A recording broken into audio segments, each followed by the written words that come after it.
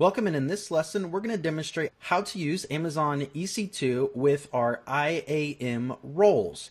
Now the goal here is to demonstrate that when you have an application running on an EC2 instance that needs to communicate with other Amazon Web Services, that it's best practice to actually use roles instead of passing or storing API credentials. So it's against best practice, you're suggested never to do this, to actually store API credentials inside of an Amazon machine image. It's better to pass the credentials at start time that you need to use inside your EC2 instance. That's still not the best option. The best option is to use EC2 roles. And what roles do is they allow us to assign an instance specific permissions. So if we want an instance to have permissions to Amazon S3, we'll create a role with Amazon S3 permissions and then assign it to the EC2 instance at start time.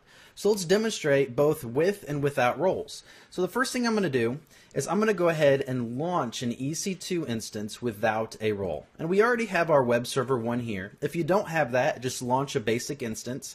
I'm going to go ahead and just start this, because we created it without a role when we initially created it. Now I'm going to go to IAM, and I'm going to go to my roles on the left-hand side. And you see that I have an EC2 role here. I'm going to create a new one called S3 EC2, because we're going to allow our EC2 instance to communicate with S3 without having to pass it any type of API credentials. And so what this allows us to do is when we fire up instances with the role is our application can communicate with what it needs to communicate with.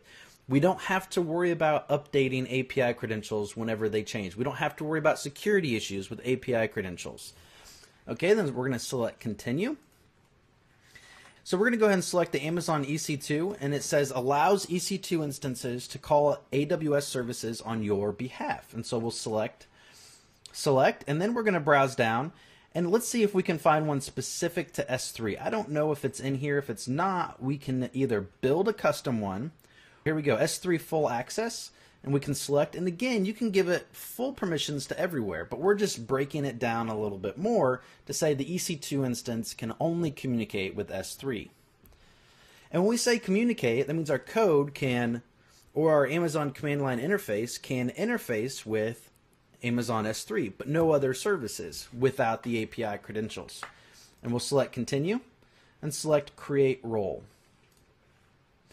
Okay, so now we have a role which allows our instance to communicate with S3 without needing API credentials. So the code on the instance can communicate without API credentials.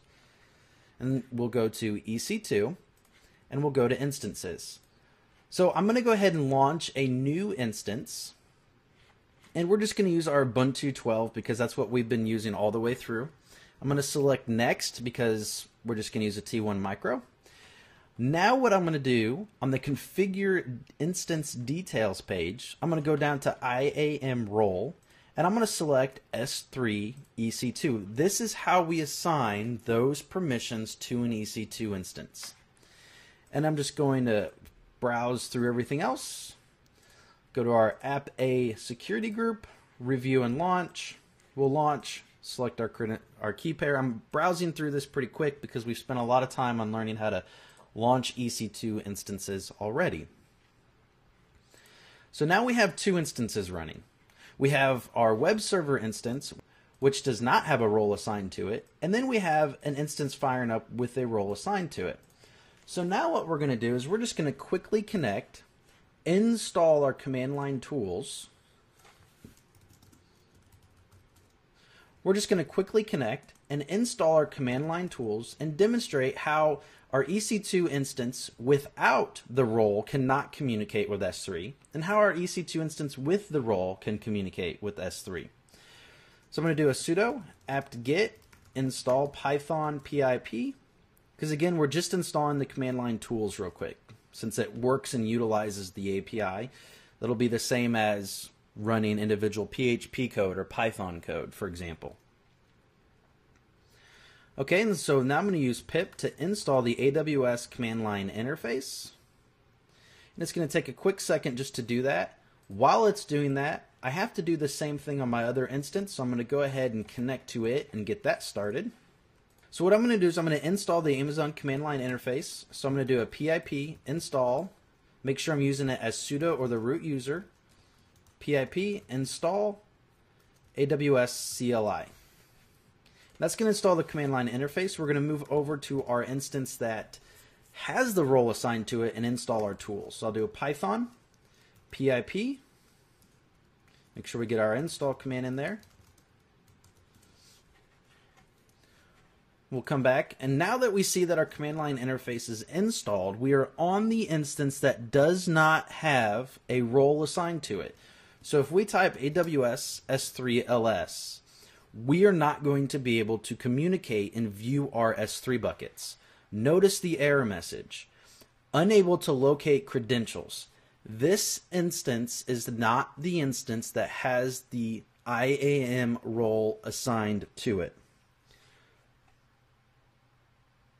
So we'll come over here and we're going to finish installing the command line interface on the instance that has the role assigned to it. I'm finished installing my Amazon command line interface. We have not configured it or added an API key to it. This is just a fresh install, as you see. We are on the instance that has the EC2 role assigned to it. As you recall, that role gives us permission to access Amazon S3. So on our instance that did not have the role assigned to it, we cannot use our AWS S3 command because we do not have permissions and we have not assigned it API credentials. Now the instance that does have the role assigned to it, if we type AWS S3 it actually returns the buckets inside of our S3 account because the instance has permissions assigned to it. Now what this means is we can control permissions on an instance level rather than having to manage API credentials and update credentials inside of our code or update credentials inside of our AMI.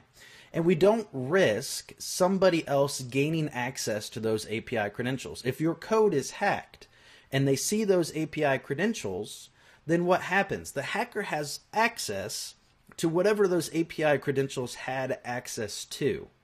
So what we've done here is we've eliminated that security hole by assigning the permissions to the actual EC2 instance. So Amazon is helping us increase our security by providing our role feature. If you have any questions, please feel free to ask, else go ahead and complete your lesson.